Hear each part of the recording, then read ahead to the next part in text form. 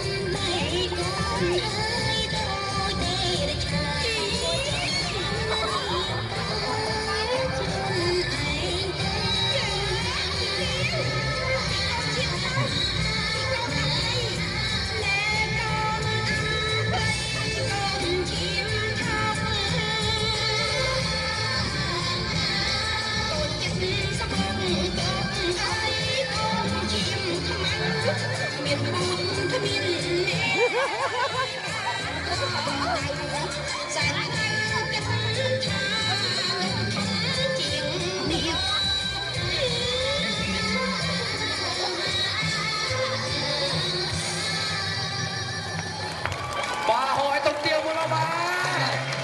tên em đâu thì mau ចង់និយាយថា